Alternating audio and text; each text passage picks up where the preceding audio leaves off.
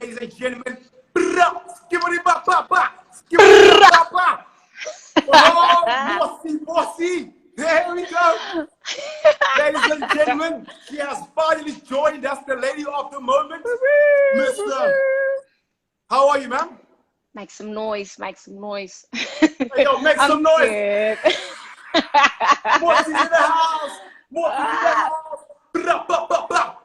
Everybody's going crazy. Can I check them fireworks? How are you? I absolutely love your energy. Love your energy. Yeah, thank you very much. I do appreciate that. And hello to everybody that's watching. Hi, guys. High five. Now, ladies and gentlemen, it brings me great pleasure to formally introduce this special guest on this week's edition of Lockdown Convos with Coach Time. Ladies and gentlemen, who you are seeing on your screen right now, the caliber that you are seeing on your screens right now is none other than Motshidisi Mohono. Ladies and gentlemen, yes, yes, yes. Now, just quickly, for those who might be wondering, whom is this lady? I'll give you guys just a brief background of the caliber that is in front of you guys right now. Formerly, the name is Motshidisi Mohono. You guys might recognize her from SuperSport. We'll get into that. And she is the leading lady in sports broadcasting in Mohono, mate. You understand me? And she and she hails all the way from Katlehong, in the east of Johannesburg, or east of Gauteng, I beg your pardon. She is an award-winning sports broadcaster. She's an anchor and presenter of SuperSport as well as Vision Views Radio. She also put on a spectacle as SuperSport's first ever woman to anchor a Rugby World Cup final. That's her career highlight, but we'll get into that. And also, she's also an accounting graduate from the University of Johannesburg and also had a stint with UJFM, Metro FM, and YFM. Ladies and gentlemen, Motshidisi Mohono. Thank you for joining us, man.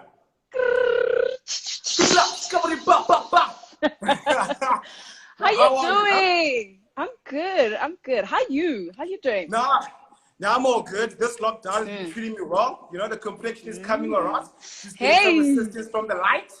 You understand? It's the water. That is so good. No, I'm good, man. I'm good. It's good to see you. It's good to see everybody, that everybody's doing well as well, you know? Yeah. Yeah. Thank you very much for taking time and joining us. But now, just before we can get into the gist of things, how has lockdown been for you?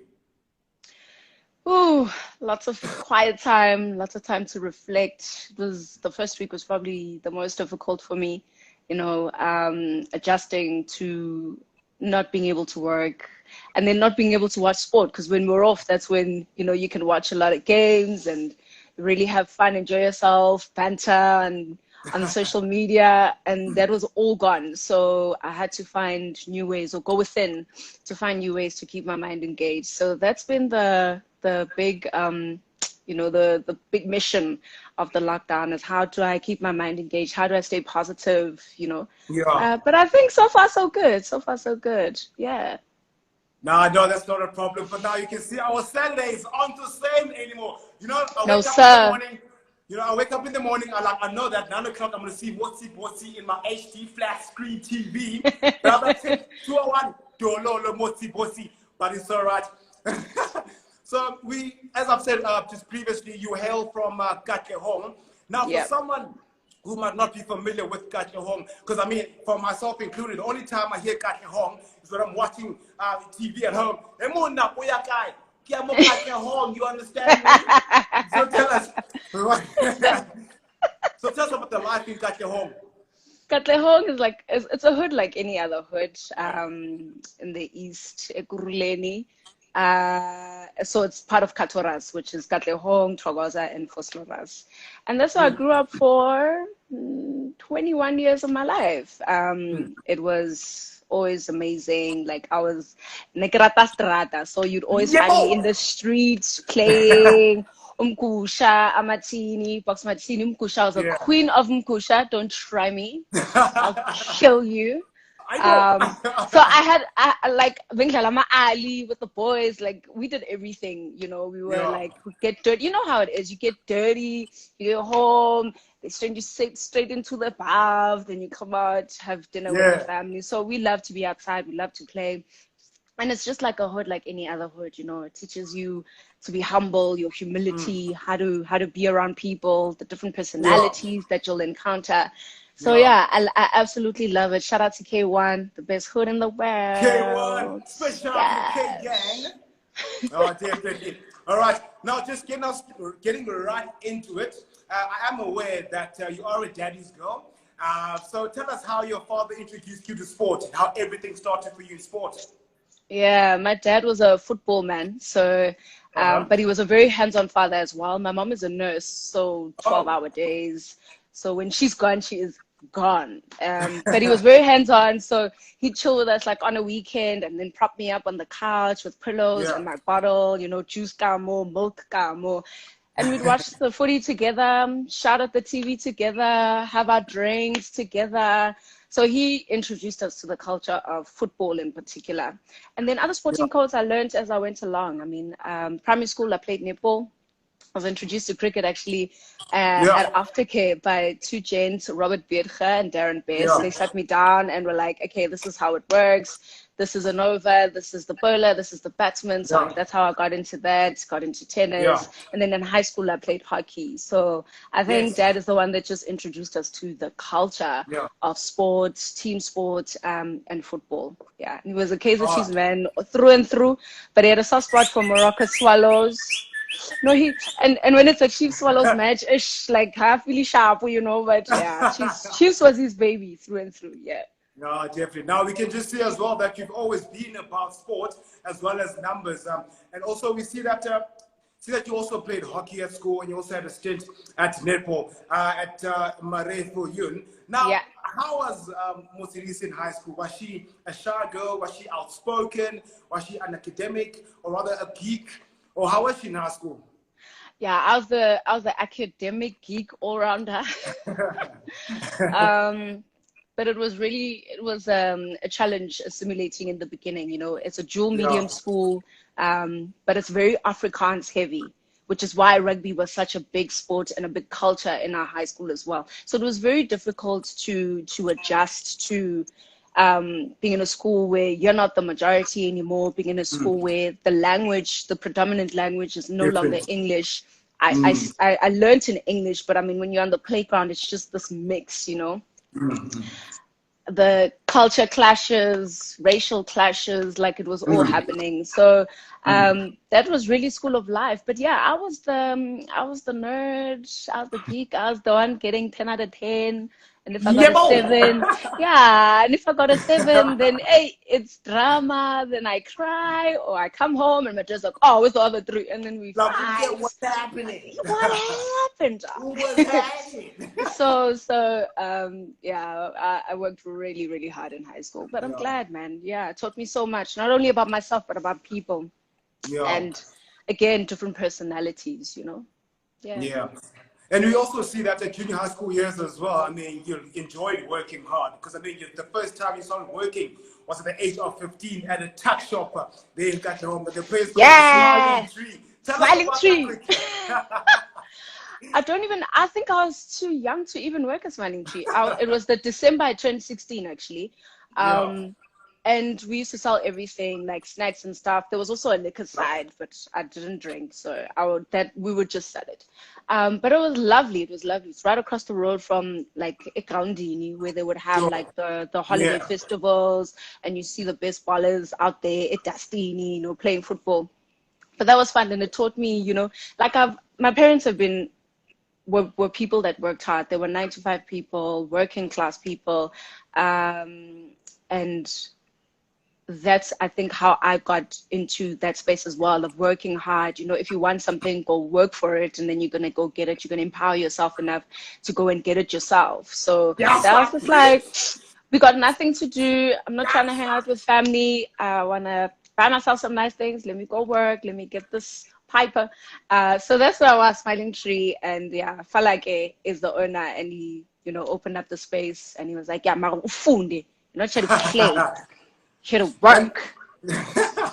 but we can see that it's been working perfectly because I mean, even though you started at a very young age, it Yeah. didn't affect your academics at school. You No, know, no, no, no. And I only yeah, worked during the holidays as well. yeah, Yeah. My parents would never have allowed me to just have a yeah. job. Ebonke nyange December, yazi ke December mo. Ke kopa tšhelete fela, ke spanile ke bo mereke December. Exactly. Exactly. Yeah. Then January comes and then you're at school and like first 2 weeks you're just like, Mm. nah, I got all the books, I got You all balling the things out in I January. need. I mean, who needs bucks? I got you. You need 50 You bucks. know I got how it 50 is. bucks. Yeah. Yeah. Oh, lovely stuff. Now we can see that. Now, straight after high school, you enrolled at UJ and you obtained a accounting degree. Now, as we just discussed earlier, we see that you've always been a sports person. But then now, what happened with accounting? What made you choose accounting? It's a subject that I always loved, and you Yeah. know, it was just a weird dynamic in our family at the time. Late into my high school years, and my dad was getting older, so he was no longer working anymore. And then I just decided, like, I want to make money. I want to take care of my parents. I want them to be, baphile soft, you know. So I'm gonna Yeah. go make this paper. Accounting was a subject that I excelled in anyway. So I was like, let me do that. Let me go study that. Yeah. Yeah. Oh, that's lovely stuff. And also said you obtained it. Now, just moving on swiftly from your varsity years, we see that now your days have started to blossom at UJ, and you started being a radio presenter at UJ FM. Now, was radio presenting part of the plan, seeing that you also had a stint with YFM Metro FM? Yeah, so I started at UJFM reading breakfast news, Yeah. and then I moved on to Y. So I heard that they were looking for a weekend newsreader. Then I made Okay. my way through there. The editor was obviously surprised, like, why is a accounting student wanting to be in media? What's going You know, on? Yeah, yeah. but I found that in first year accounting, I had so much time on my hands, and I don't like idle time because then you just get up to nonsense. So I was like, no, man, we need to fill this time with something constructive. And I enjoyed radio over the years. I always listened to YFM. So I was like, no, let me try it. Let me try it at UJFM. I ended up reading news on their breakfast show, and then moved Yeah. to Y to read weekend. And weekend news is always sports news. That's how I progressed in that front. Where now it's my business to know what's going on around the world of sport. Yeah. And then moved to midday, then to breakfast, then to drive. You know, I had cemented myself in the Yeah. newsroom. The move to Metro happened just after Lady Raga, actually. Yeah. End of September 2011. 2011. Yep. Yeah, and I had Yep. been bothering their programs manager at the time, Karen. I mean, I was sending Karen work like every second day, like, hey, Yeah. here's audio of my bulletin today, how I write and everything like that. So then Yeah. I transitioned into Metro from Y in Yeah. 2011. Yeah. No, lovely stuff. Now, see that you're dominating in TV and you're dominating in radio. Womanja, cheers to you, Mbokodo. Yeah. Recently, special shout outs. Lovely stuff. Now, as you mentioned Lady Radha in Yeah. 2011. Now, that's when you got your big break. That's when you started at SuperSport in 2011. After coming third in the presenter search. Now, hey, yo, guys, in case you're watching over there, listen up here real quick. She came third, but now she's first. First lady, sports broadcasting, international vibes, you understand me? Wow. So, it's not about how you start, it's not about how you finish, but it's how you gain your momentum. It's how you keep it going, you understand me? That's how it is. Now, tell us about the transition from back then when you started at Lady Raga Presenter Search. Now, your first gig was at SuperSport Superfan, where you're co-anchoring there. Tell us how everything was going in your mind there before the shoot. Sure, it was crazy. The day Erin called me, Erin Ferreira was one of our senior producers, and she just called me. She's like, yeah, I know you came third and everything, but I saw your tapes and I want you to co-present the show with Derek Alberts. And I couldn't believe it. I was like, I came third. There's no prize for third. And she's like, okay, cool. Screen test is in 2 days' time. We'll see you then. And I went in, and live is a whole new world. Like, it's next level. It's next level. And the first, like, 3-4 shows were not great. Like for someone who's watching, it's like, oh, okay, that was cool. I enjoyed that. But for us, it was like, nah, this ain't it. And I remember we got called into the boss's office text. And I was like, what is going on? Why are you sounding so far? Where's the energy? Yeah. What? He was not impressed at all. And I was just like, Aaron, no. You've thrown me into the deep end. I don't know what I'm doing. Is this even for me? Guys, I just do radio. Like, can I go back to doing my radio and minding my business? And she was like, no, you just need time. You just need to get into it. You just need to find your groove. And that's exactly what happened, you know. And I'm really lucky to have worked with a group of people that are willing to let you grow, you know. After every show, it's, this could have been done better. This could have been done better. Well done on this. Well done on getting this right. And they worked with my strengths, and they helped me to sort out my weaknesses. And yeah, that's when it really started to take off. Yeah, definitely. And I mean, and look at now, you know, it's almost as if you were made, you were made for this actually, because now you're just doing it, you're just killing it. I'm sure sometimes you don't even make your research, just leave your papers there, the camera's on. No, I'm kidding. You know, just to add on to what you said right now, you know, just last year, I was privileged to work with SuperSport and Multi-Choice with some promotions on social media, and also being on the park last year. You know, so for me, with the social media promotions, I mean, it was retakes, it wasn't live, so I was allowed to make mistakes. And then I was invited to join the park, you know, and then I'm watching the great Conan during the show. I'm thinking to myself, hey man, there's no take one, take two, take three. It's live camera action and it's late. You understand? And it's boom. You know, that's the thing. So then when I got there, and then Kaunda asked me a question, I was like, oh my God, can somebody just bury me right now? Like, can just somebody just do something, hide me? But then I was like, no, I mean, this is the person that you are. This is who you are. Just embrace yourself. Once I started talking, it just flowed like that. You know, so also with me as well, I find it very, very in it that I look up to people like, you know, I'm sure I'm not the only one. I mean, who want to also get into the industry as well. So, I mean, just the pointers that's just sharing with over there. Now, in 2013, you joined the SuperSport Blitz, yeah, as a journalist, as well as roped into the Varsity Cup rugby production. Yeah, so, and also became an integral part in the growth of varsity sport. Now, tell us your influence on that. Well, let's start with Blitz. So Blitz I joined in 2012, and even there I was haggling them because I was like, okay, 2011 World Cup is done. What else? What's new? What can I do? Okay, this is what I'm good at. I've been doing radio. So what Blitz do is they're also a sports news channel. The only difference between them and radio is the pictures. So now you are aided by pictures to tell your story. And I was like, okay, I want to learn that. I want to get into that. And I joined during an Olympic year. So you can imagine all that I had to learn in that year as well. So Blitz is a perfect training ground for anybody that wants to be in sports broadcasting as well. I beg your pardon. So 2013 Varsity Cup.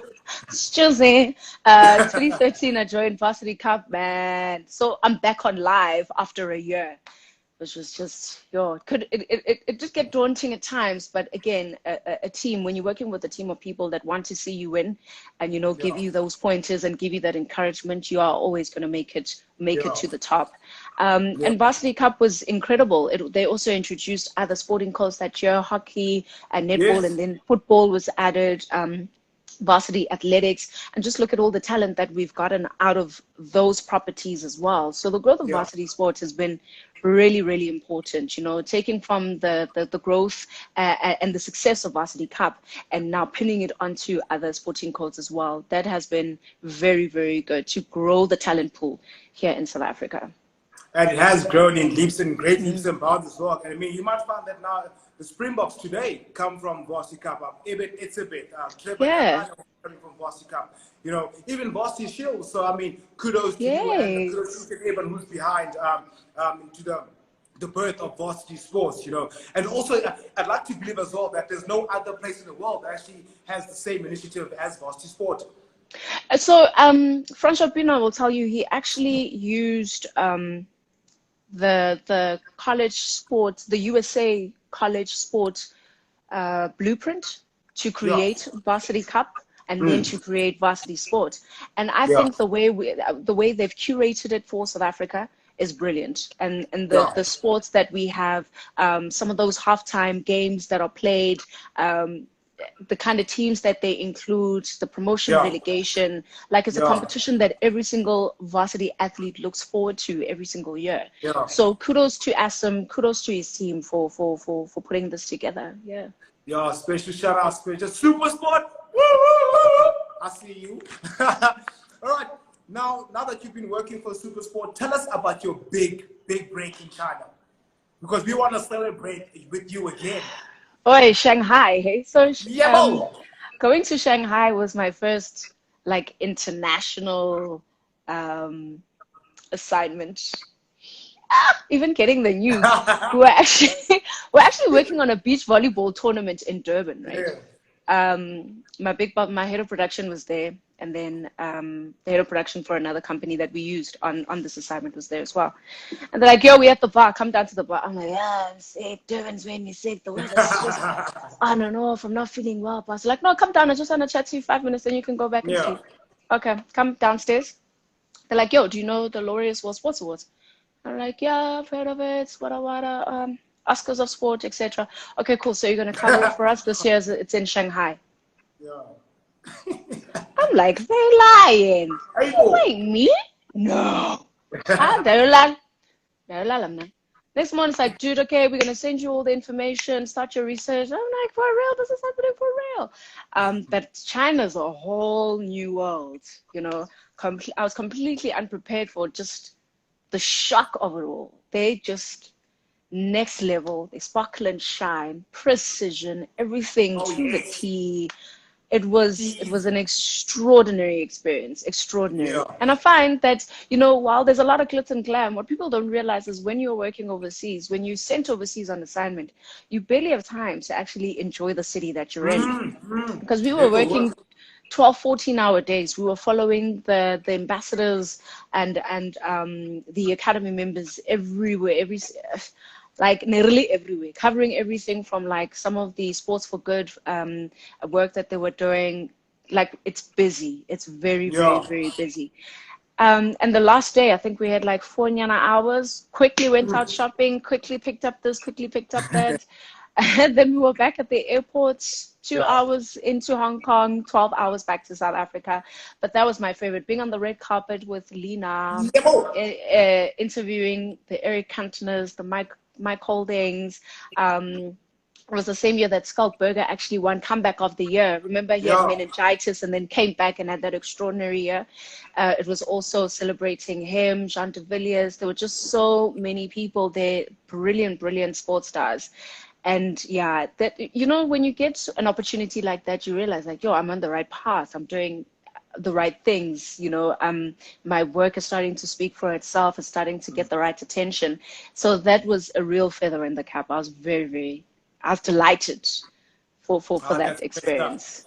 Yeah, Yeah. great stuff. I mean, at the end of the day, you do deserve it, you know, because I mean, you coming from a humble background, working your way up like everybody else, and then at the end of the day, if God favors you for something, doesn't matter who can kanda mayeza, doesn't matter who can fly on their broom at 12 o'clock at night. At the end of the day, if God says that this is how your life is going to be, that's Yeah. exactly how your life is going to be. You understand me? Yeah. But Yeah. that's great stuff. But you're not only a sports broadcaster, you're not only a radio personality, but you're also an MC. You also emceed some major events. Just to mention a few: Gauteng Sports Award in 2016, as well as the Laureus Rugby Breakfast in 2018. Just tell us about how you managed to keep so busy and also keep in line with everything you do. Yeah. The important thing I have come to find is to have a good team. You know, you've got to have a good team that is selling your work to other people, and making sure that your name is top of mind when these kinds of opportunities do come up. So I'm with a very good team, Duma Collective, spearheaded by Yeah, Sibu Mabena. shout They out. work very, very hard to make sure that their talent is seen and that their talent is booked and busy, darling. But I think emceeing is an extension of what I already do. I believe that the work I do is to communicate, is to entertain and to inform, and no matter what platform that is. So television, radio, even on a stage as an MC, Yeah, on a stage as a speaker, Yeah. That is my purpose. That's what I'm born to do. So it's just an extension of me. At first, I found it very daunting because, you know, it's not like there's someone in your ear saying, okay, camera one, camera two, okay, now I'm going to go to this graphic, come back, okay, continue with the panel. All right, we have this standing by, this interview standing by. There's none of that. You carry the conversation, you drive the conversation. Yes. So it's another thing that another skill that I had to perfect. But I'm glad I have, because it's put me in good stead. Yeah, definitely. And they do say repetition is a master of success, meaning that if you keep on doing what you're doing, not only do you get better, but become second nature. You understand? Now, seeing that we've been discussing your accolades and your glorious, beautiful career thus far, and I know that there's plus minus 20 more years left of your career. Now, now tell us, how do you maintain your dominance in a male-dominated fraternity?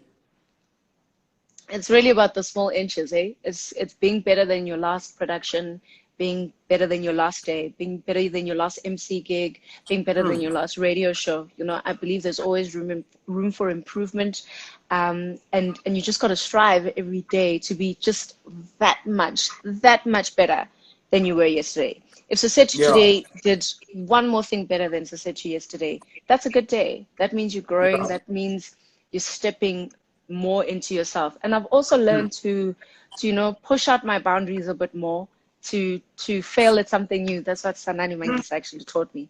Fans of saying 2019 is all about trying to fail at something new. And I heeded her call. And I started to do things that I felt I had no capacity to do. I had no business trying to do. But what that does is that it expands you as a person, you know. You start to believe in things that you thought were dead. Like last year was the first time I endeavored to learn how to swim. I hate masses of water. I was not born by the sea. I did not grow up with a pool in the backyard. I did not go to schools with pools in their backyard. But I knew that I eventually had to learn. And I've been saying for years, I'm going to learn, I'm going to learn, I'm going to learn. And then last year, after I cut my hair, I was like, okay, girl, ro swimmer babes. Got to my first lesson. I was like, hey, I don't want to do this no more. You know, but you get in the water. What? You know, in the where? In the water. You know, I'm the girl in the gym with all the equipment. You know, like in the main pool, gets for everything I got. All off, holding on and just going. But what it taught me is that I got better and better and better.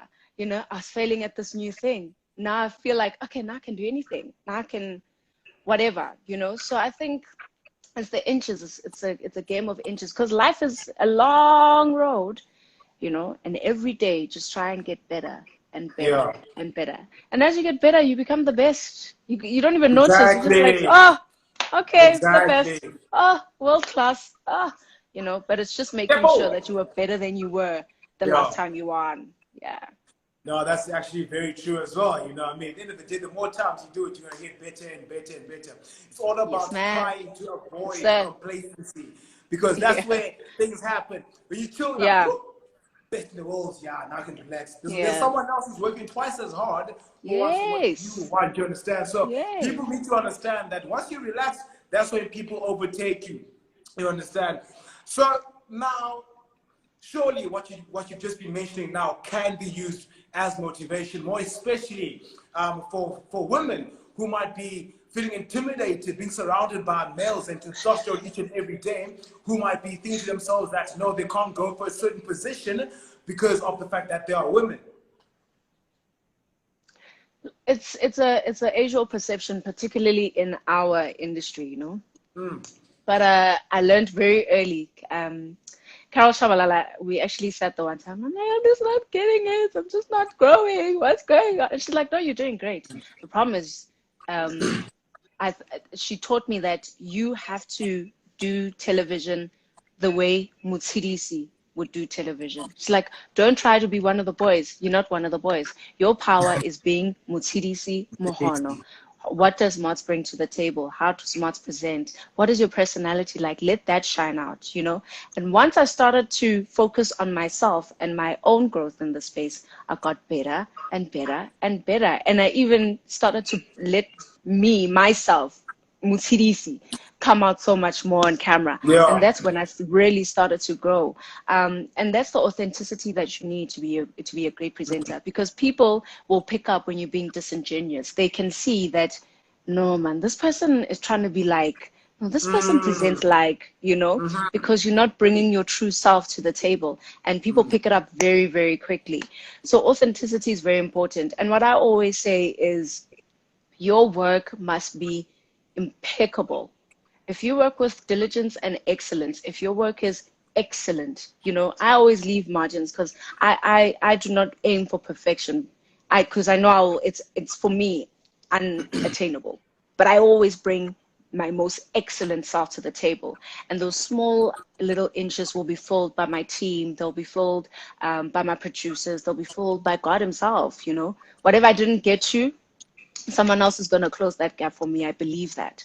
But you've got to be excellent. You've got to be meticulous. You've got to be pedantic about information, you know, like get it right. Look, research, call whoever you need to call, read the paper, but be so meticulous, because once people start going for your aesthetic, like, Time is so short, he's so loud, then you know you're doing well, because nobody's talking about your work. Nobody's slandering what's coming out of you. No one's slandering your content. They're coming for your aesthetic. And when people started to do that, I realized, like, I'm on the right path, because they're not talking about what I'm saying. They're talking about what I'm wearing, they're talking about my shoes, talking about my nose, or whatever else. So you got to make sure that your work is meticulous, you know, and really, guys, be pedantic about your growth, about growing your craft. Whatever it is that you need to do, whatever classes you need to attend, whoever you need to see, you know, the greats, when they have that 5 minutes, listen, because that 5 minutes could change your life. It could change the trajectory of your career. So be pedantic about being excellent. Yeah. If you do that, you're gonna be amazing. You're gonna be amazing. And work hard, guys. Work smart, but work hard, because it's cool to be talented. Yay for you and your talent. But if you don't work hard, like you were saying earlier, there are so many people that are coming through behind you that are working 10 times harder than you, and you're gonna be surprised when you're driving down your lane with your top down and bakufita, because they're just working harder, pushing harder. You know, so it's all good and well that you have all of that talent, but work hard. Work hard. Work hard, play hard, work hard, play hard, work hard. You understand? You gotta work hard. You can't play hard if you're not working hard. You have to work hard to play hard. You know what I mean? Yes. Some of us, we don't get given things on a silver platter. You have to wake up in the morning. We have to work twice as hard. You have to work twice as long in order to get it. No one knows when it's going to come, but it is going to come. Opportunity does not come on its own. We create our own opportunity. Bars. Boom. Boom, boom, boom, right there. You create your own luck, but you got to be working hard. Your work has got to be impeccable, because then the doors start to open. And even people that you didn't think had your back or were in your corner start to sing your praises in spaces where you're not even at, you know. Your name is raised in boardrooms, and they're like, no, I worked with her, Ning Ning. She was amazing. Give her the job, give her the opportunity, give her the show, you know, give him the show, give him the opportunity. But it's got to, they have to have something that they can show, and that's in your amazing work. Definitely. Yeah, that's a very, very wonderful response you gave us there.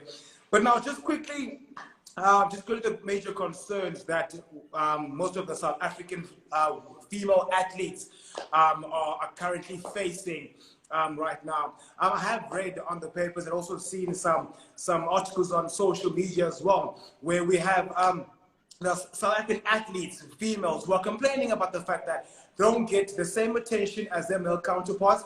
They don't get the same resources as the male counterparts, as well as also in payments as well. They feel as if they are discriminated because of their gender in the sport. And I do understand that you're a broadcaster, but do you have any comments on that regard? Yeah, I remember Cynthia Chaka saying only women athletes, only women play for the love of the game. Jeez, and when she said that, my heart sank because I remember the stories, from some of the netball girls talking about how they need to take leave for a World Yeah. Cup. They have to 9 to 5 and then drive to a match or drive to practice and that kind of thing. And we also have had these conversations around putting women on.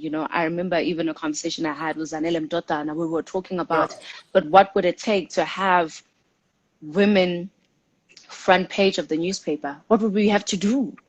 Yeah. When have we seen that happen? And it is a very, very difficult thing because on the one side, they tell you about the business of the media, et cetera, et cetera.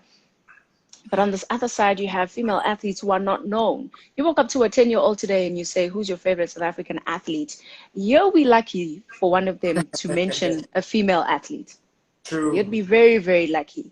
And we've got to get to a place where when we ask our girls in particular, like, who's your favorite athlete? They must be able to say, I love Bongim Somi. I love Tembi Khatlana. I have a poster in my room. We've got to make that happen as people who are working in the space. I'll tell you what, where I work, we champion women. We put them on, we cover their stories. And this is why I have such a special place in my heart for someone like Cass Naidu as well, who created G Sport for Girls, which is a platform, exactly, special shout out, a platform just for women in sport, just for women in front of camera, behind camera, on the field, off of the field, who are doing amazing work in sport. But it's up to us. We have to be the ones that are putting them on and telling their stories. And that is why we've got to create our own platforms. That's why we've got to create our own spaces. That's why we've got to use these kinds of spaces to also elevate the ladies that we see. Because it's one thing to have them in Liverpool, beating Jamaica, getting into the semifinals, not making it, unfortunately losing to England in the third, fourth place playoff, having someone like Carla Pretorius being player of the tournament, and then they come back and it's business as usual, So we have to do that. We have to create that. We are the ones we've been waiting for. We are the ones we've been waiting for, Coach Time. So it's up to you and I to open those doors and make those spaces available and say, yo, do you know Bongim Somi? She's currently the UJ netball coach. This is what she's done. Bah, bah, bah, bah, bah. So that when I ask my niece, who is turning 11 this year, hey, who's your favorite sports star? She's like, Bongim Somi, I want to be like Bongim Somi.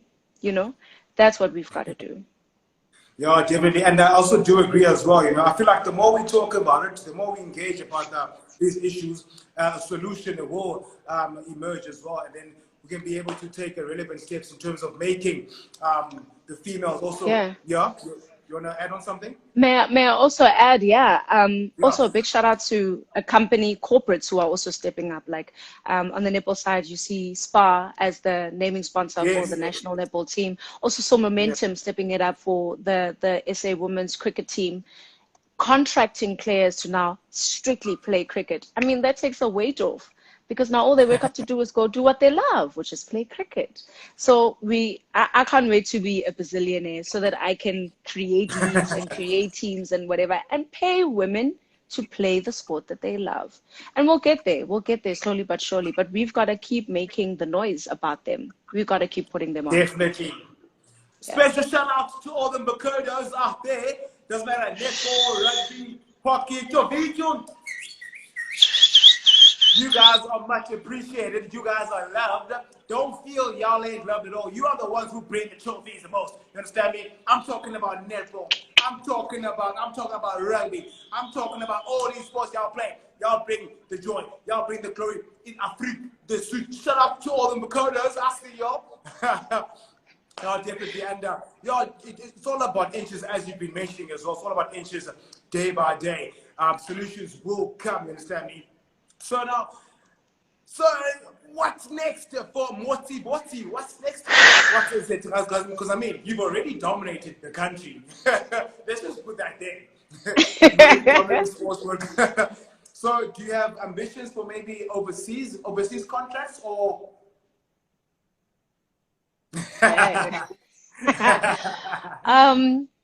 I do. I'd love to have an overseas experience. I think it would be good for me, good for my growth.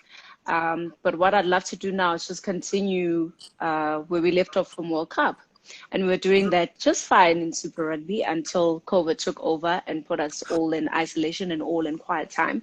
But I'm hoping that when the day does come that we continue or pick up where we left off in our new normal, that is, sorry, I beg your pardon, that we'll be able to continue, you know, raising the bar. I'm really looking forward to the British and Irish Lions tour to South Africa. Really looking forward to that. I want us to stick it to them one more time. Because it wasn't a fluke. It wasn't a fluke last week. It wasn't a fluke, man. Again, bruh. Again, with every single South African on their feet this time around, in the stadium, that is.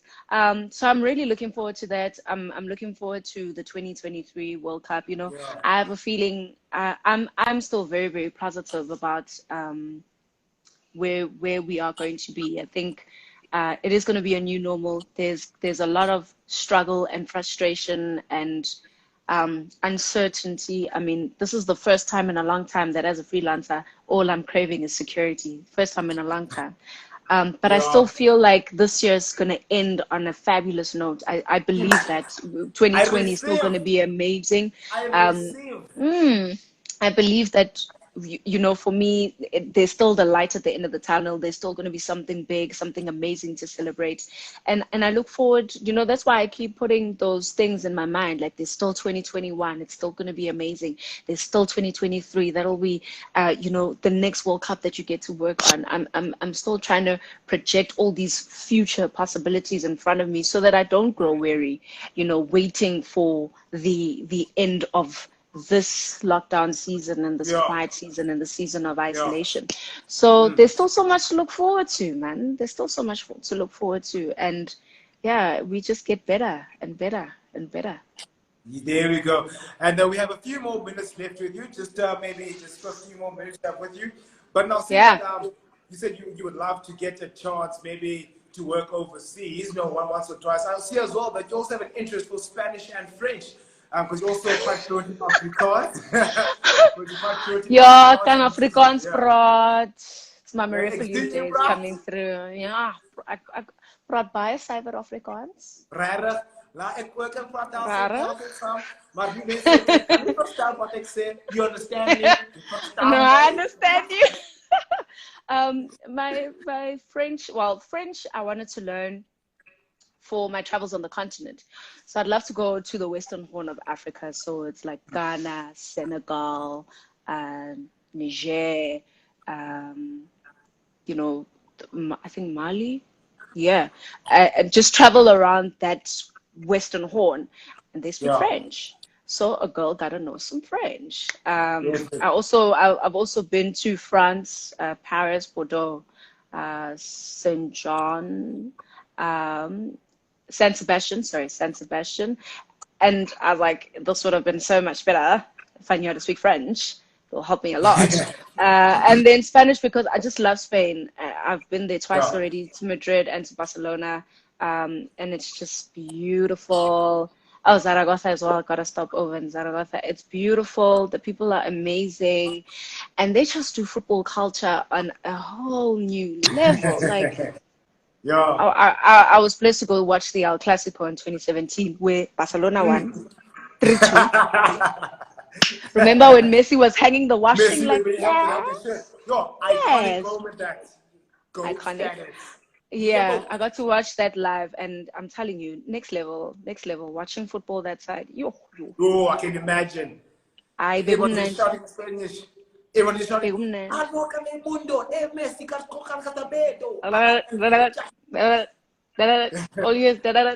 just like, hola, ¿cómo estás? Yeah. So those are the two I'd love to learn. But I've also, I've added, you know, I'd love to speak Chivenda. But my thing about languages is I know that if you're not around the people that speak it all the time, it's never going to sink in. Like, it's Xhosa. The only reason I know how to speak is Xhosa is because I was always around Zanele. I was also always around Sibitaka. I was always around Kaun. I was always around Sir Jack. You know, the guys were always around me. The girls were always around me. Then it just clicks. So now I'm thinking, who am I going to speak French with? Who am I going to speak Spanish with? Swahili. I want to learn how to speak Swahili and Chivenda. So I need guys, if you speak those languages. Eh? Yo, Teach me, call me. I tried Plus. speaking that language when I was Sotho and Venda, just when I was in Johannesburg for Paga, you know. I You heard your remember? Sesotho, You hey? remember that? I was like, hey, G macaroni. yeah, G macaroni. That's good though. That's good though, I mean, guys. We must be diverse. We must be diverse as people. Yeah. yeah, definitely. You know, at the end of the day, we love to learn. You know, we have to step out of the comfort zone. All right. Now, Yes. for the remainder of the messages are left, we have just 13 minutes left. I'm opening the floor to any questions from the viewers who are watching right now. But while we wait for the question, just one more question from me. Well, not a Yeah. question as such. Do you have any words of encouragement, more specifically for women who would want to pursue a career in sports broadcasting, or just who might have any aspirations and ambitions? Just for any woman, particularly in the sports space, authenticity, hard work, you know, watch the veterans, watch the people you love and how they do their thing on camera, off the camera as well. And if you can, guys, intern where you want to work. You know, if you want to be on television, try and get an internship at a television station. Even a news station will teach you the ins and outs of television and live television at that. If you want to work in radio, try and intern at a radio station. Be around the DJs, be around the talent, be around the producers, because that's the other thing. You might find that you actually don't want to be the DJ, you want to be a producer, you know, want to be an executive producer, or maybe your talent is in technical, you want to work on the technical side. So please intern where you want to work so that you can get a holistic idea and see if indeed that's where you want to be. So I think that will hold you in good stead. But work hard, work smart, get in the right places with the right people, and pray for favor. You know, pray for people that are going to see you and hear you, see your authenticity, see your talent, and open those doors and speak for you in those meetings and those boardrooms and those spaces where decisions are being made. Yeah, definitely. I hope you guys heard what Motshidisi was sharing in terms of your your aspirations and hopes of the future. Now, there's a question here. What is the motto that you live by?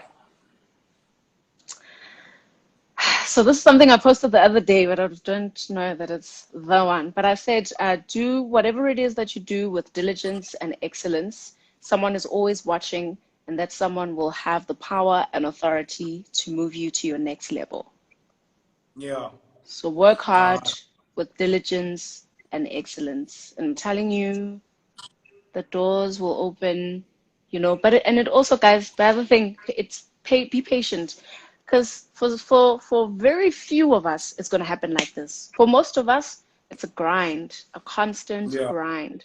It takes years for people to even notice. It takes years for people to remember who you are, remember your name, you know. So you got to be patient. Don't quit just because what you have envisioned is not coming together in your time. Your time is going to come, but you've just got to be patient. Yeah, definitely. Now, just one more question, Gam, madam, just before we let you go. Have you ever, well, one of the viewers are asking, have you ever been looked down on because of your gender or because of the skin color? I said from Ceci J, and how did you try to rise above it? I think I always considered myself maybe that people saw me as an anomaly, like how this girl, she could have been in football where every other person that looks like her is, you know. So at first it was a little bit difficult. I was quite self-conscious. I remember a time actually when we were on a production, I won't say where, and the event manager of the day came to greet. Yeah, guys. And we were sitting with the commentators, and this gentleman went and greeted everybody. I came around me like this and continued greeting. I think he said hi or just walked past me, but I remember he didn't engage me. He greeted everyone else. I remember Kobani Bobo turning to him and saying, "Hi. So this is our presenter for the day, Motshidisi Mohono." And then it's almost like he was jolted, like, sorry, hi, how are you? Oh, yeah. So like he made sure that no, you must see her. This person is very important. Do not miss this moment. Do not miss this opportunity. You know, and it's great because I will always say I've been very, very blessed to have an amazing team around me, and a team of people who just wanted to see me win and wanted to see me rise and rise, and they made it their business for even moments like that to not happen. Yeah. You know, yeah. So it is very, very difficult, but the only way you can rise above it, is to know who you are and know what your strengths are, not to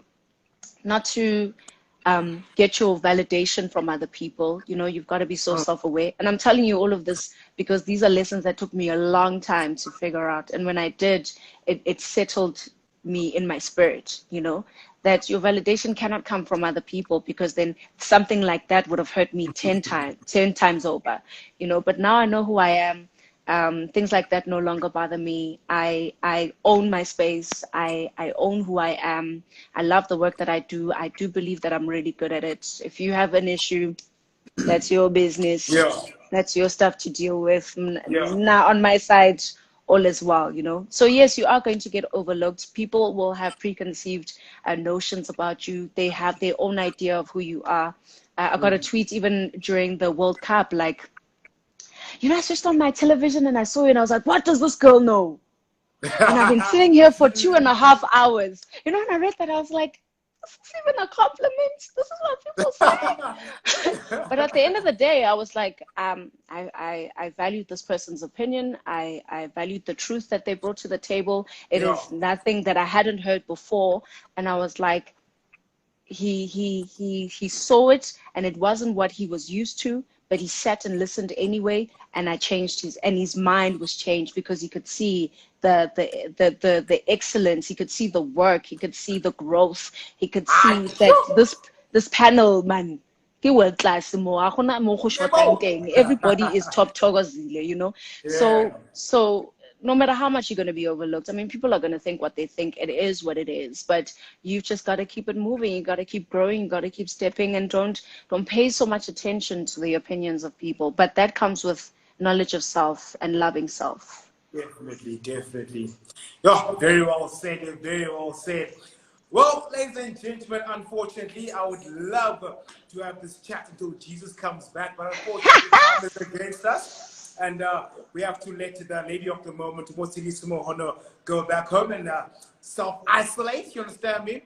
Ma'am, thank you very much for joining me on Lockdown Convos with Coach Shime. Thank you very much. It has been a huge honor and a privilege having you and discussion about your life and also your thoughts on the current affairs in sports. Thank you very much. And also one more thing, I know that I'm not the only one who thinks this, that South African rugby is nothing without your face. If you agree with that, be sure to make sure to send this live and retweet the live, retweet on my social platforms, because at the end of the day, Super Rugby and South African rugby is nothing without Motshidisi Mohono. That is a fact.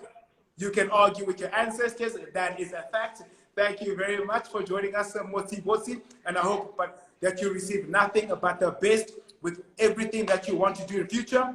And may God bless you with your career. Still very young, and there's still so much more blessings coming your way. And remember, keep it going, keep it flying, like the water. Like the water. Thank you so much. Thank you for having me. And I'm also so proud of the work that you're doing. You know, you don't realize how your energy heals people, how your energy makes people stay, like even just that phrase, keep it going. Like sometimes I just remember it on the most random day or on a bad day, then I'm like, oh conch, like the water. Okay. so also keep it up. You know, you're imparting on young minds. Even the work that you did at Queens, I was just so proud to watch it, how you engage with those young people, those young men that are looking up to you, using Ikwich or using what they know, you know, to reach out and touch them. You know, it's faggy shoulders, like cheesy yogurt. Yeah, so kudos to you, man. You're doing amazing work. So thank you for the energy that you bring, and yeah, long may it continue, and all the best with all your future endeavors. Thank you very much. And thank you to everyone for watching. Love ya. All right, thank you very much, Bossy. Keep in touch. Cha-cha. Woo! Give it a boom, boom, boom. Thank you. you very much, guys, for joining me on this week's edition of Lockdown Convos with Coach Time. I had the lovely guest, Motshidisi Mohono, joining us all the way in Johannesburg. What an honor. Truly, truly privileged. Thank you very much. And also for those who might have missed the show, I will have it on my page so you can watch it at the comfort of your own home. Thank you very much for joining us. And I have a special guest for Friday's edition on Lockdown Convos with Coach Time. It's actually a friend of Motshidisi. Whom is the gal? Find out. Stay tuned on the next episode of Dragon Ball Z.